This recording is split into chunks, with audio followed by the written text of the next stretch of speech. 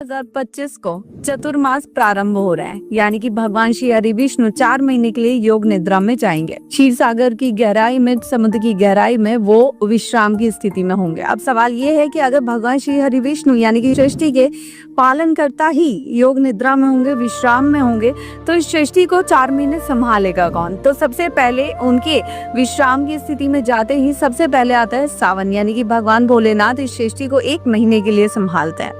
और सावन के जाते ही आते हैं कृष्ण जन्माष्टमी, यानी कि भगवान श्री कृष्ण इस सृष्टि को संभालते हैं। कृष्ण जन्माष्टमी के बाद आती है गणेश चतुर्थी और राधा अष्टमी, यानी कि भगवान श्री गणेश विघ्नहर्ता और माँ राधा अष्टमी के तौर पे इस सृष्टि को संभालते हैं, उसका संचार और सृजन करते हैं। गणेश चतुर्थी के बाद, विसर्जन के बाद आते हैं पितृपक्ष, यानी कि हमारे पितृ, हमारे पूर्वज इस धरती पे रहते हैं, हमारे बीच रहते हैं, हमें अपना आशीर्वाद देते हैं और हमारी रक्षा करते हैं। पितृपक्ष के बाद तुरंत आती है नवरात्रि, यानी कि माँ अम्बे, माँ जगदम्बे इस सृष्टि को संभालती हैं, रक्षा करती हैं और हम पे अपनी कृपा बरसाती हैं। और माता रानी के विसर्जन के साथ ही भगवान श्री राम इस सृष्टि को संभालते हैं और भगवान श्री राम के जाने के बाद गुरु नानक देव जी प्रकाश पर्व के तौर पे इस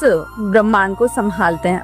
और गुरु नानक जी का जो प्रकाश पर्व समाप्त होता है, उस समाप्ति पर ही भगवान श्री हरि विष्णु योग निद्रा से वापस आते हैं और उसके बाद देवशयनी एकादशी के साथ ही वापस भगवान श्री हरि विष्णु अपनी कृपा करते हैं और फिर से जितने भी मांगलिक कार्य हैं, जितने भी अच्छे काम हैं, गृह प्रवेश हैं, शादियां हैं, व्यापार हैं, नई चीजें हैं, नए प्रोजेक्ट्स हैं, वो वापस से शुरू होते हैं। लेकिन चतुर्मास के इन 4 महीनों में कोई भी मांगलिक कार्य, शादी विवाह जैसा कोई भी मांगलिक कार्य इन 4 महीनों में नहीं होता।